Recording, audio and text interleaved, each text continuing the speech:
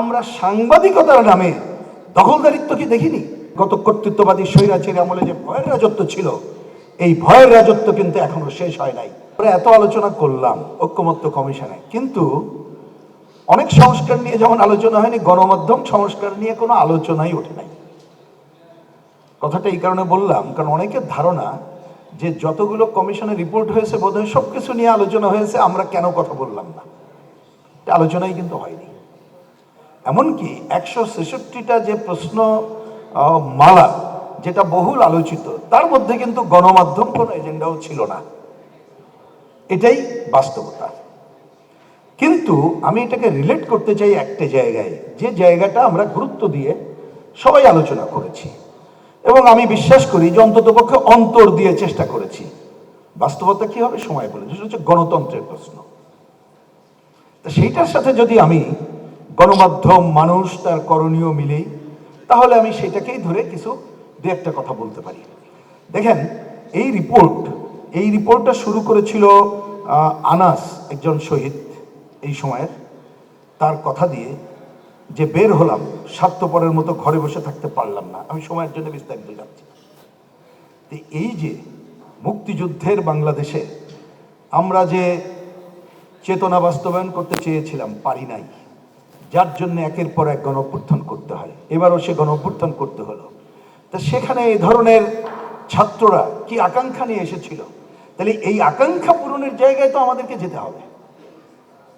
আমি দেখলাম ভূমিকায় এখানে লেখা হয়েছিল যে 54 বছরও কার্যকর গণতন্ত্রের দেখা মেলে নেই।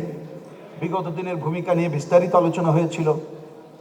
তারপরে বলা হয়েছিল জনপ্রত্যাশা পূরণে সক্ষম, স্বাধীন, বস্তুনিষ্ঠ ও শক্তিশালী গণমাধ্যম প্রতিষ্ঠা। সানশাইন আটা ময়দা সুজি, ভালোবাসায় তৈরি। আমার মনে হয় এখানে যারা আছেন বা উপস্থিত, এই কথাটাই তো মূল কথা। এখন একটু ছোট্ট উল্টিয়ে দেখতে হয়, এই যে 15 মাসের শাসন, যদি প্রশ্ন করি এই সময়ের মধ্যে স্বাধীন গণমাধ্যমের জন্য কতটুকু কাজ করলাম আমরা যতটুকু আশা করেছিলাম এই সময় সেটা বাস্তবায়ন আশা করিনি। কিন্তু কোনো পথরেখা কি রচনা করতে পারলাম, নাকি উল্টা পথে হাঁটলাম? এই কারণে বলছি, আমরা যে দখলদারিত্বের কথা, কর্তৃত্ববাদী শাসনে যে স্বৈরতন্ত্রের কথা বললাম, সম্প্রতিকালে কি আমরা দখলদারিত্ব দেখিনি?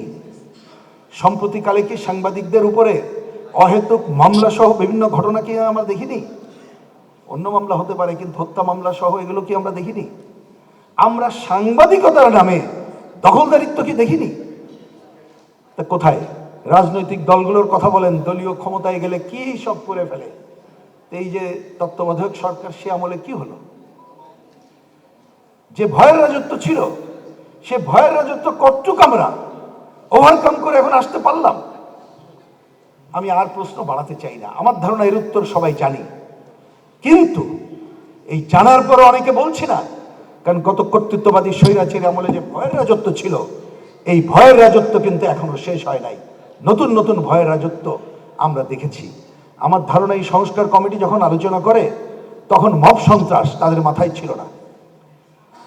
রাজনীতিতে ধর্মের ব্যবহার এবং তার যে ভয়াবহ রূপ, এটা বোধহয় তাদের মাথায় ছিল না, যার জন্য হয়তো অনেক কিছু তারা করেনি।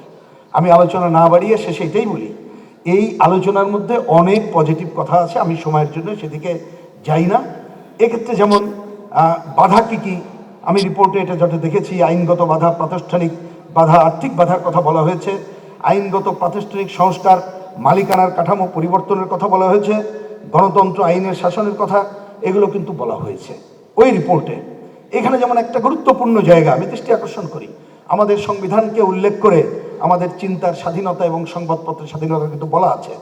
জাতীয় নিরাপত্তার প্রশ্ন তুলে যেভাবে কণ্ঠরোধ করার কথা বলা হয়, সেটাও বলা আছে, কেবলমাত্র যুদ্ধ পরিস্থিতি ছাড়া যেন অন্য জায়গায় আমরা এটাকে প্রশ্ন না করি। তাহলে এই পজিটিভ দিকগুলো তো আছে। সুতরাং এই পজিটিভ দিকগুলোর সাথে আমরা ঐক্যমত্য পোষণ করছি।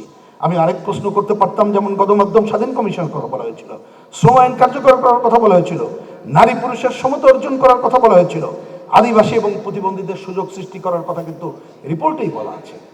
তাহলে আমাদের করণীয় অনেক কিছু কিন্তু করে দিয়েছে। সুতরাং সেইটার সাথে সহমত পোষণ করি।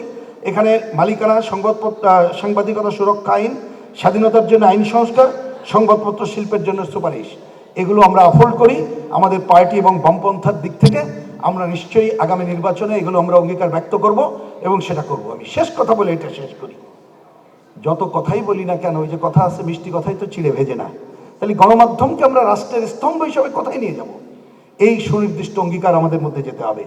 বেতন কাঠামো পুঁজিবাজারে তালিকাভুক্ত করার কথা বলা হয়েছিল, এইটার সাথে একমত হতে পারছি না, কারণ আমি জানি না পুঁজিবাজারে যে এটা আমাদের সম্ভব কিনা।